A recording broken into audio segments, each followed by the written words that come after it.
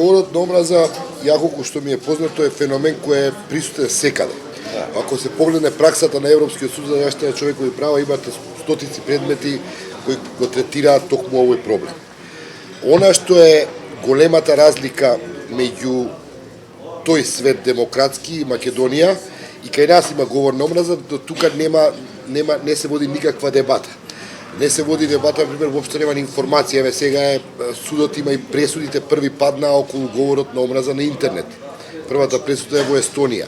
И затоа се поведува огромна дебата во цела Европа околу тоа што е говор на омраза на интернет, како тоа може да се санкционира, а да при тоа не се доведе во прашање слободата на говорот. Слободата на говорот и меѓу слободата на говорот и слободата и говорот на омраза има една тенка линија која се уште се дефинира, за да се направи да биде прецизно резка и јасна.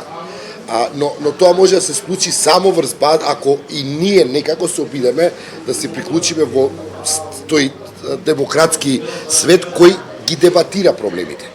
Од говор на омраза ние никогаш нема да се ослободиме. Говорот на омраза секогаш постоел. Јас и Ацо сме работели на телевизија, сме собраќале од вести, собраќате на 500.000 луѓе. Меѓу 500.000 луѓе ве гледаат секакви темпераменти, секакви карактери, луѓе со различно мислење. И секој има своја реакција. На крај може некој да е поединец кој е лабилен, што секој е право да те гледа на телевизија и да има свое доживување при тоа. И тоа доживување може да е неуротично или било како друг поинаку. Така што на говор на омраза ние сме биле изложени. Долго време е присутно како постои некаква демократија во Македонија и некаков плурализам во медиумите, говорот на омраза постоел. Она што е феномен кој загрижува во последно време е што говорот на омраза, како да ви кажам, доби некаква институционална подршка. А сега имате од тие кои го генерираат најчисто говорот на омраза, го имате премиерот кој седнува кај нив и им дава легитимитет. Ја не би употребувал имиња, јас се заколнав дека неам намера ни да одговарам, да возвраќам на тој говор на омраза.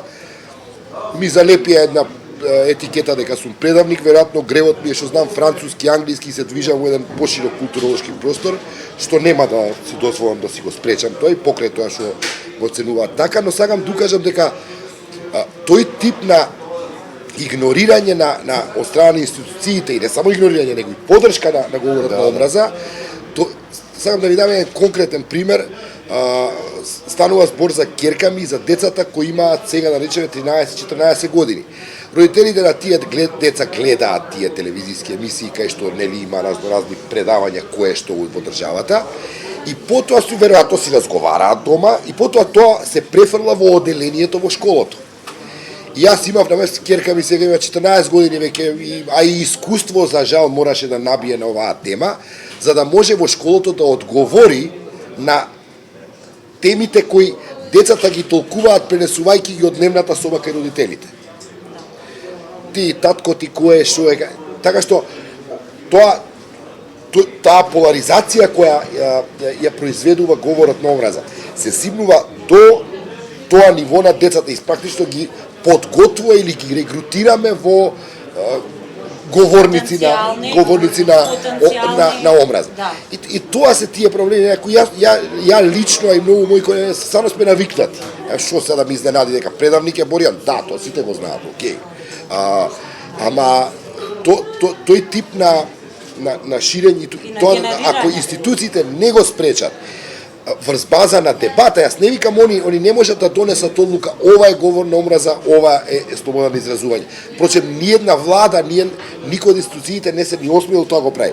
Но Македонија уште еднаш и на оваа тема стварно мора да направи се за да се вклучи во демократскиот и цивилизиран свет, каде што за овие работи се дебитира на начин на кој е доличен за 21. век.